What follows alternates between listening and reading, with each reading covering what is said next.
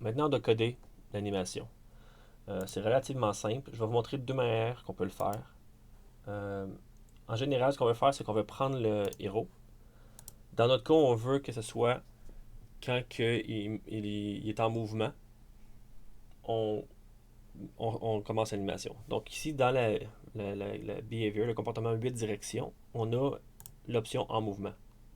Donc c'est vrai quand l'objet est en mouvement. Donc ça veut dire que si l'objet est en train de bouger, qu'est-ce qu'on veut? Et on veut avoir l'animation. Donc on reprend l'objet encore et on va dans animation. Et on peut définir l'animation. C'est là que c'est important d'avoir nommé l'animation avec un nom facile à retenir. Quelque chose qu'on n'a pas fait. Donc on va aller faire ça vite vite. Si ça s'appelle animation 1, c'est probablement pas une bonne idée d'appeler ça animation 1. On va appeler ça vol. T'es en train de voler. Donc si on revient ici, on peut faire le héros, définir l'animation. Puis ici, on peut écrire entre parenthèses, entre parenthèses, c'est quoi? Et si on met juste une parenthèse ouverte, ça va nous faire la liste des animations qu'on a. Donc des fois, c'est plus rapide de faire ça. On va double-cliquer dessus.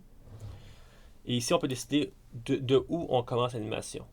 On peut commencer de la frame actuelle, de la frame où on est rendu dans notre animation couramment. Pas couramment, mais présentement. Et où on part du début. Dans notre cas, on veut partir du début. Donc ça fait en sorte que quand le héros va être en mouvement, on met l'animation en vol. Par contre, ce qu'on veut faire aussi, c'est on veut faire en sorte que quand le héros n'est pas en mouvement, on veut avoir une animation où il ne bouge pas. Ici, on a seulement une animation. Donc, il va falloir qu'on en fasse une deuxième. Mais la deuxième, elle va être très simple parce que notre héros, quand il ne bouge pas, il fait rien du tout. Dans d'autres jeux, peut-être que le héros va respirer, ou il va regarder sa montre, ou il va taper du pied, quelque chose comme ça. Dans notre cas, il fait rien du tout. Donc, on peut seulement facilement cliquer droit ici, dupliquer. Et ça, on va l'appeler.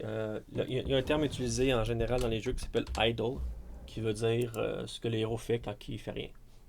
Et dans notre cas, c'est seulement le premier frame ici. Donc, on peut simplement supprimer les trois autres. Donc, maintenant, on a le vol, puis on a le idle. Qui n'est pas besoin de boucler. On peut le laisser, ça ne change rien, mais on peut l'enlever. Et maintenant, ici, ce qu'on veut faire, c'est qu'on va ajouter un autre truc, qui est héros, en mouvement encore. Mais ici, on va faire un clic droit, puis on va cliquer inverser. Donc, c'est l'inverse de ce qui est écrit. Donc, ça veut dire quand le héros n'est pas en mouvement. Quand le héros n'est pas en mouvement, on va mettre l'animation.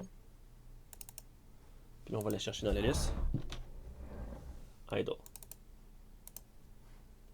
On peut voir que si le héros ne bouge pas, il ne se passe rien. Si je bouge, j'ai l'animation. Et si j'arrête de bouger, il ne se passe rien. Donc, ça fonctionne.